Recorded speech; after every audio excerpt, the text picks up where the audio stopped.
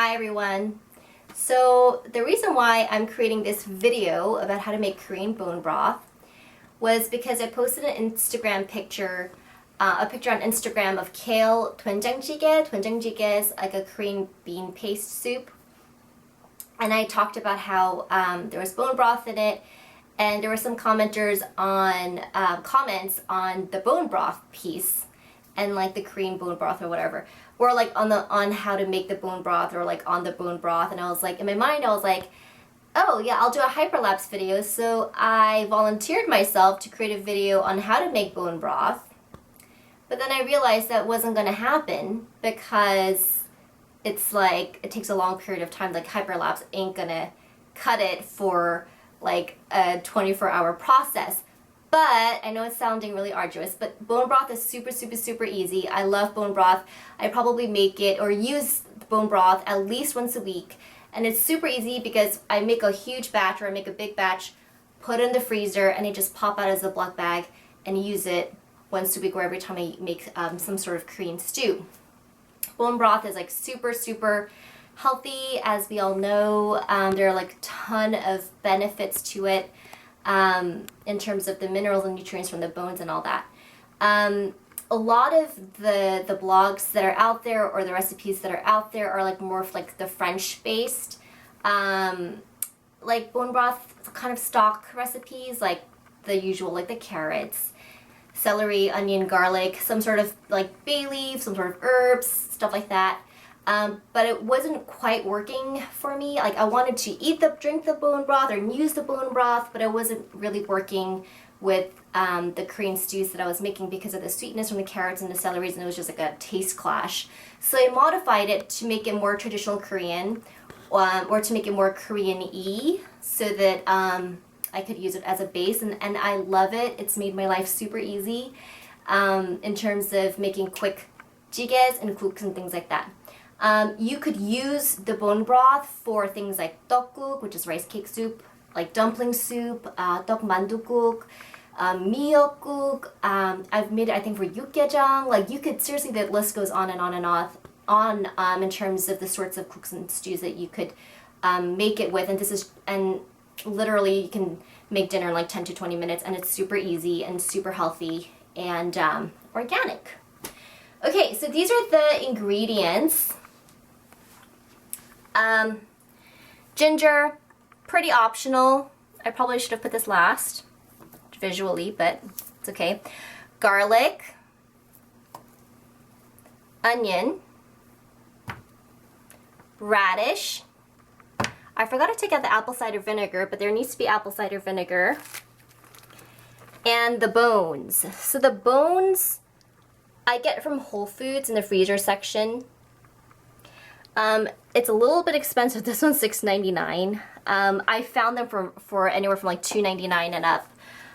It's kind of expensive. I don't know why it was expensive this week, but I get it from Whole Foods. I would highly recommend getting like pasture raised, grass-fed, organic, because I've tried it without from the Asian supermarket, like the regular bones that from the Asian supermarket.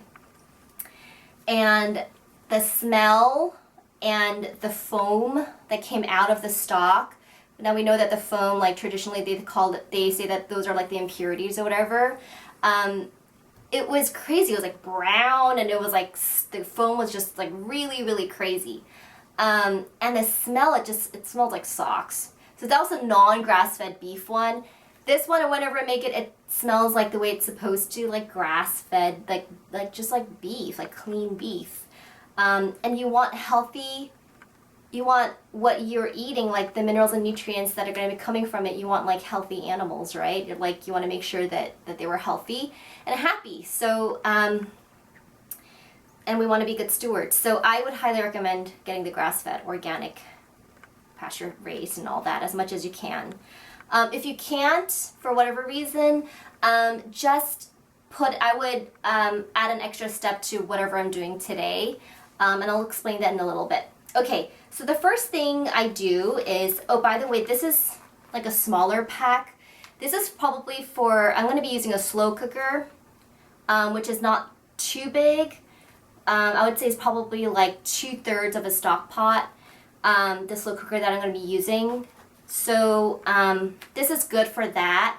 If you're going to be using a bigger stock pot, maybe like a little bit bigger than this, but really like it's up to you. So the first step is, and by the way, in terms of timing, I would probably start this whole process either at night, like overnight, or like early morning, because you need the thing to simmer for hours and hours and hours. So you need like a whole span of time for it to either sit on the stove or in a slow cooker. So since I'm going to be using the slow cooker, I'm going to be doing this tonight.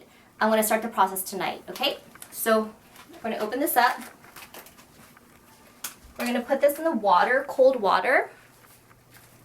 The reason I'm doing that is just to remove some of the blood. This is kind of an optional step. I've done it without, so it's up to you whether or not you want to include this step in for peace of mind. And you're basically gonna let this soak in cold water for about 30 minutes.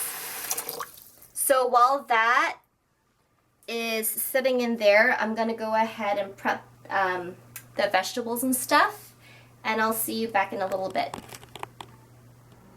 Hi everyone. Okay, so it's been 30 minutes since the bones have been sitting in the water. As you can see, the water is just a little bit bloody. This is why I think that it's optional, especially with grass-fed beef. And especially if the bone doesn't have a ton of meat, then there's not a lot of blood to drain out of it. So, but sometimes you'll see a lot more blood, but that's it. So what I'm gonna do is I'm just gonna rinse this off, especially like little bone particles and stuff. You just wanna do a quick rinse.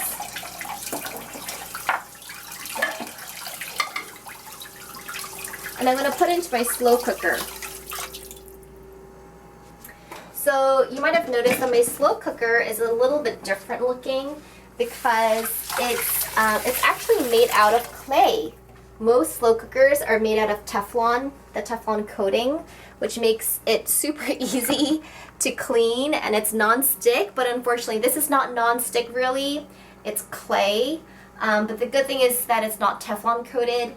And Teflon has like a lot of potential harmful effects. It's a super crazy chemical. So for things that we use a lot of and frequently of, I try to stay away from those chemicals. Is it okay to use once in a while? I think so. We use it for our eggs and stuff. But if it's for a lot of our pots and pans, we try to stick with stainless steel. And this Vitaclay is a rice cooker. It's a slow cooker.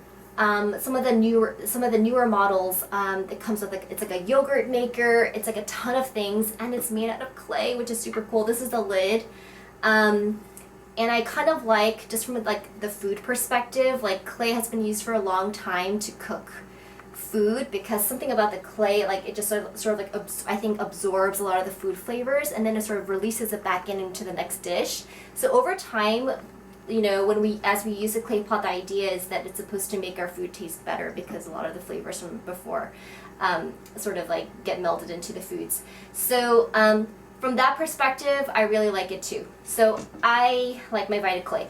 But if I were to make for my next purchase, if we don't use a Vitaclay anymore or something happens to it, we need to make another purchase, I think I would probably maybe buy the Instant Pot. You can buy it on Amazon. Similar concept. It's a rice cooker. It's a slow cooker. It's a steamer. All these things in one machine. But it's made out of stainless steel. So again, you won't have that Teflon coating that a lot of rice cookers and slow cookers have. So something to think about: Vitaclay or Instant Pot. If you choose to, if you want to, if you do have a slow cooker that's made out of Teflon, I wouldn't recommend it. I wouldn't recommend doing the broth. I personally wouldn't, just because the broth is just going to be sitting there for at least 12 hours, and that kind of makes me feel uncomfortable. So I personally wouldn't, but it's your choice. If you were to cook it over in a pot instead of a slow cooker, use a regular stock pot, stainless steel preferably. As you can see, this this clay pot is a little bit smaller than the stock pot, so just to give you an idea of the proportion of the amount of ingredients, a little bit more of the ingredients that you might need for a stock pot. So I mentioned before, if you're not using grass-fed beef, this is an extra step that you should do at this point. Just to that I would do, and I would recommend that you do if you do choose to use beef or bones that's not grass-fed. Okay, so I would in the stock pot, you don't need a ton of water. It doesn't have to be filled up all the way, just enough that where you think it'll cover the bones. So let that water boil, and then put the bones from you're going to rinse the bones and all that, and you're going to put it in, and you're going to let it boil really hard for about 3 to 5 minutes or so. Not too long, just for a few minutes. And then turn off the water, and then rinse out everything into a colander. And then rinse the bones over with cold water. Because what you'll see is in that first boil, you'll see a lot of those impurities come out. So it's sort of like a deep cleansing before you actually go into making the broth. So that's just an extra step that I would recommend if you were to go down the path of not using grass-fed organic beef bones. Okay, so as you can see, we've got our bones. I've got the radish. This also is optional. I would say the most important things are the onions, the garlic, and the apple cider vinegar. This is more of a traditional Korean thing to put the radish into the stews, which is why I put it in. Onion, you don't have to chop it up. You could just have it up. You could even put the whole thing in if you want. Ginger. I like ginger. And if you are like thinking of like making this a little bit more kid-friendly, and you're thinking like, oh, ginger, it's gonna make it spicy. It actually doesn't. It doesn't. I can barely taste the ginger a lot of the time. So don't, be scared about that. I wouldn't use like a ton, but this amount, like you could barely taste it in the soups. It's not gonna taste like too spicy or anything like that. And garlic. I love garlics. I like to smash all my garlics, even if I'm going to be putting into a slow cooker for the next 12 hours, just because I love garlic and I want the flavors to be released as much as possible. And last but not least, my handy dandy Bragg apple cider vinegar, organic, raw, unfiltered. This is good stuff. This is good for like 100 million different things in terms of home remedies and stuff like that. So basically I'm going to be putting this in because apparently what it does is it breaks down the bones, or like it like extracts the nutrients from the bones and things like that. So in order to get the maximal like nutrients from the bones into the broth, which is our goal, we just put maybe, for this I would say half a tablespoon or so. So I'm just going to be putting in, I'm just going to guess. It's not too much. Okay, that should be good. And if you're scared about like the taste, I usually don't really taste the apple cider vinegar in any of our broths, so don't worry about it. But again, be conservative. You can put anything you want really into your broth. This is more of a Korean thing. I would say if you want to make like a Chinese soup or stew or anything like that, I would probably do the same exact thing. Maybe take out the radish and maybe put on some black peppercorns. It's really up to you. The sky's the limit in terms of what you want to do. Again, in French and Western Europe, or like Western cuisines or more European ways of making broth, they put in all sorts of herbs, thyme, bay leaves, etc., etc. So you can really be creative with the Asian type broth as well. Okay, last but not least, I'm just gonna cover everything with filtered water. Use good water, clean water. So for this, I'm just going to let it go all the way to the top.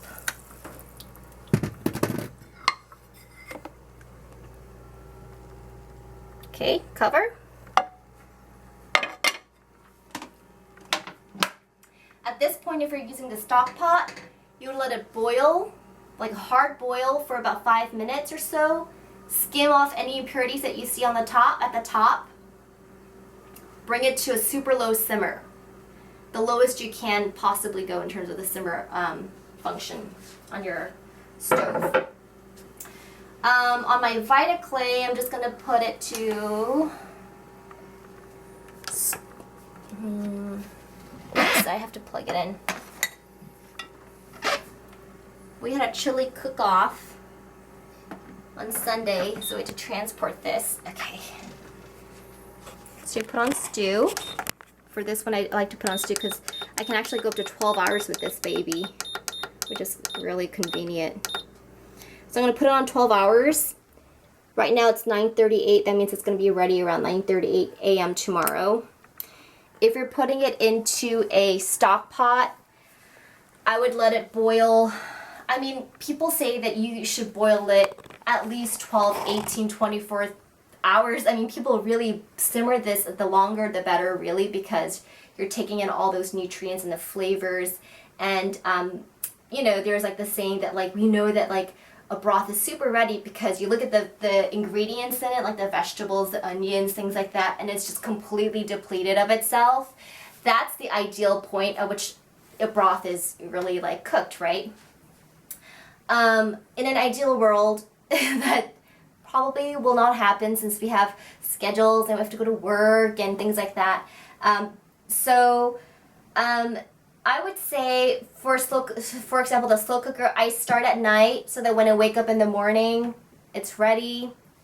If you were to cook it on the stove, if I had to cook it on the stove, I would probably feel nervous letting it go simmer overnight.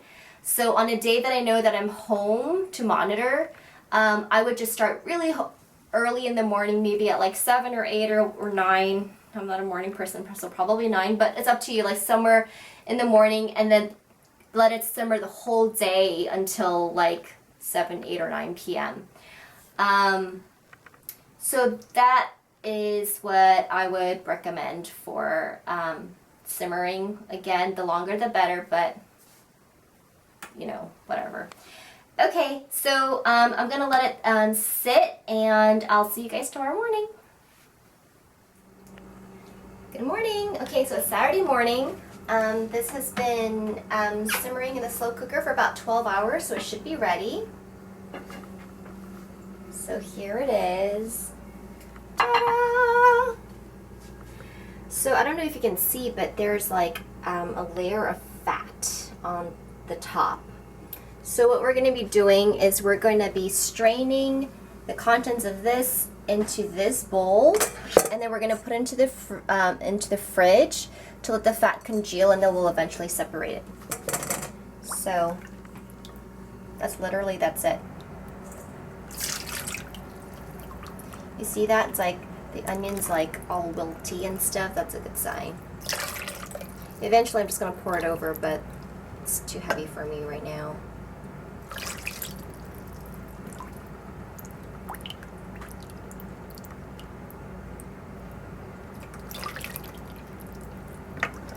Here's the radish. Okay, so you see this? This is bone marrow right there. That's the good stuff. It might be a little like dried out because it's been simmering for so long, but any pieces of bone marrow you want to put directly into the broth because we want to eat it later.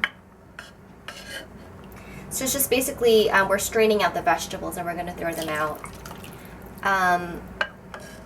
I don't know if these are actually compostable because it's been sitting in animal fat, so that's a shame. Okay, so you see that? That's bone marrow. I like pieces of the meat, so that we want to keep and we want to put back into the pot.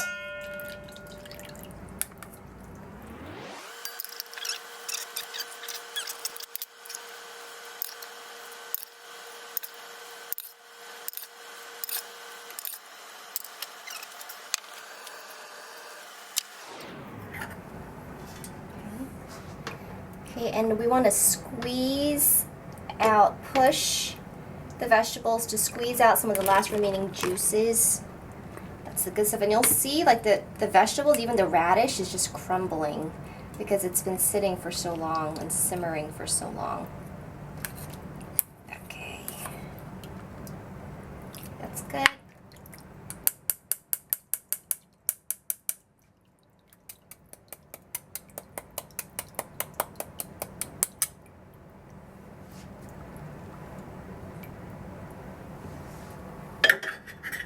Okay.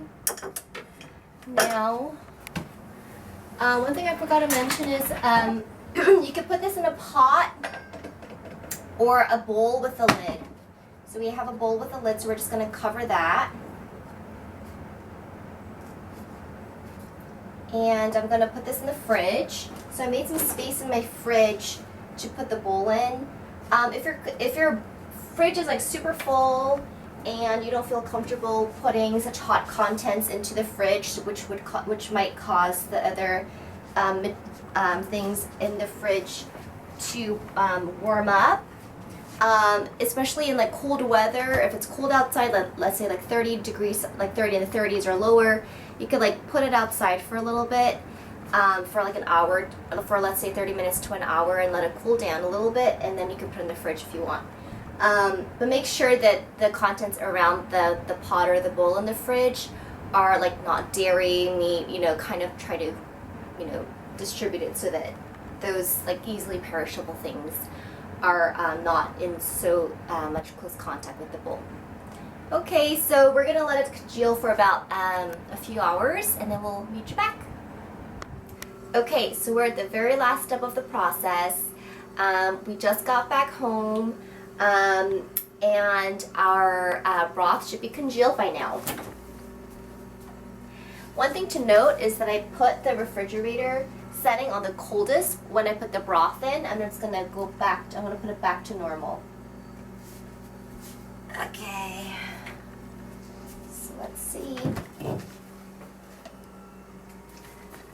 Okay, so all that layer is fat. That's the fat we're going to go ahead and remove. So sometimes the fat comes out as like a solid particle. This one's a little bit mushier, but it's just fairly easy to take out. Just some big chunks.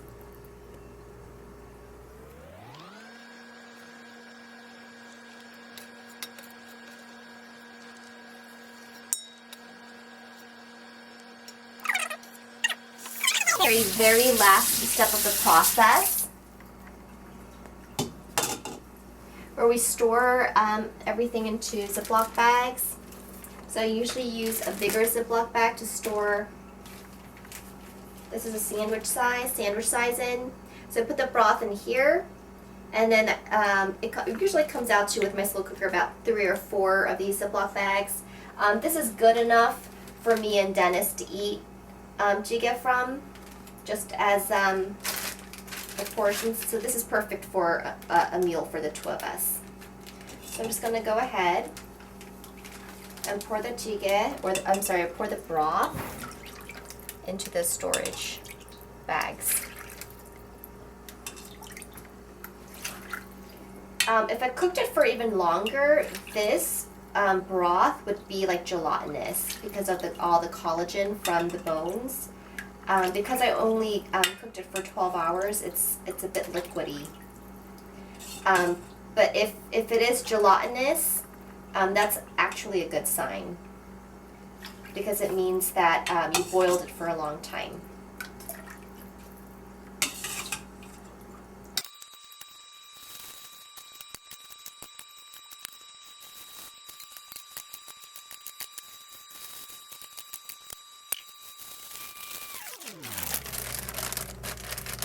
Okay, so there you go. There are 4 packages, Ziploc bags, of bone broth in here. This should last us for a month worth of bone broth if we drink or if we eat a bone broth based soup or something per week.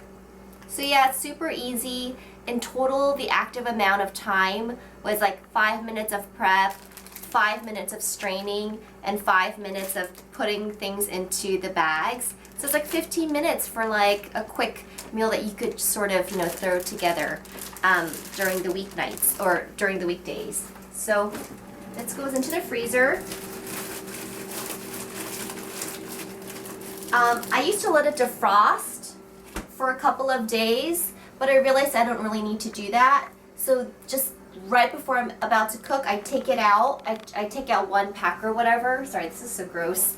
So I take out one pack or whatever, and I cut it with scissors, and I just sort of like put into the pot, and I let it melt into the pot. I put the cover on, and I usually put a little bit more water in it, just a little bit more, maybe about half a cup or so.